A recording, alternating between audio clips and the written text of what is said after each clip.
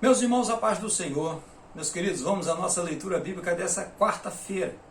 O texto sugerido para nós hoje encontra-se em Atos dos Apóstolos, no capítulo 1, o versículo 8, que nos diz assim: Mas recebereis a virtude do Espírito Santo que há de vir sobre vós, e ser-me-eis testemunhas, tanto em Jerusalém, como em toda a Judéia e Samaria, e até aos confins da terra.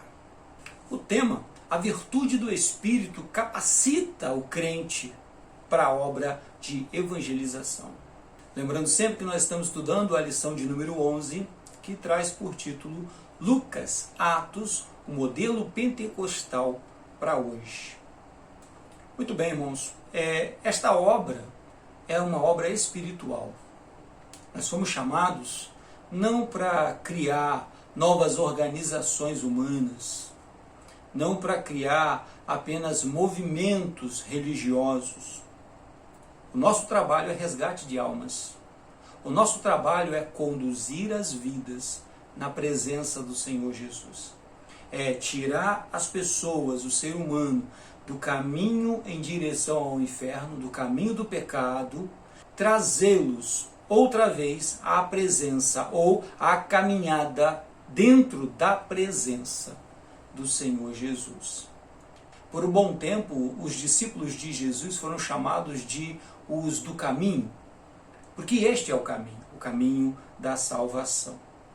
Porém, esta obra não tem como ser feita apenas pela capacidade humana, porque nós somos mais inteligentes, ou porque nós somos mais eloquentes, ou porque nós compreendemos melhor, enfim, nós vamos estudar, nós vamos nos formar, nós vamos alcançar um diploma, e então teremos a capacidade, porque passamos anos a fios em uma escola, e então seremos capacitados para realizarmos essa obra.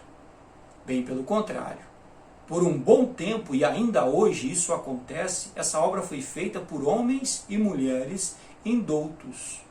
Homens e mulheres que nem sabiam ler, que nunca entraram em uma escola para aprender sequer escrever o próprio nome. E, no entanto, foram pessoas capazes de fazer a obra de Deus. Isso não significa, irmãos, que hoje nós devemos abrir mão da instrução, abrir mão dos estudos, porque Deus vai nos capacitar. Não, não é por aí. O que nós devemos pensar é que se Deus ungiu e capacitou pessoas que não tinham a compreensão das letras, quanto mais Ele pode fazer através de vidas que têm se instruído também e podem se colocar à disposição do Espírito Santo. Mas o que precisa ficar claro para nós é que é impossível fazer essa obra sem a unção do Espírito Santo. É impossível esta obra ser feita apenas pela vontade humana. Escrevendo aos Filipenses que tanto o querer quanto o efetuar, ou seja, tanto o querer fazer a obra de Deus, quanto o realizar, quanto de fato botar em prática, levar essa salvação a outras pessoas, quem opera isso em nós é o próprio Deus, não somos nós. Não é a nossa inteligência, não é a nossa vontade. É a vontade de Deus, que é operada através do Espírito Santo. Quando os discípulos são orientados pelo Senhor Jesus a ficarem em Jerusalém, é exatamente por causa disso, para que eles não confundissem a obra de Deus com a religião humana. Para que eles não pensassem que seria o seu esforço, seria a sua vontade, seria aquilo que eles teoricamente aprenderam. Mas quem faria esta obra era o próprio Deus. Então, quando o Espírito Santo chega sobre eles, então eles têm agora a condição de fazer essa obra, de ir a outros povos, de levar esse evangelho em outros lugares, como fizeram. Esses homens chegaram na Europa, esses homens inundaram o mundo de sua época com a palavra de Deus, com a obra de Deus.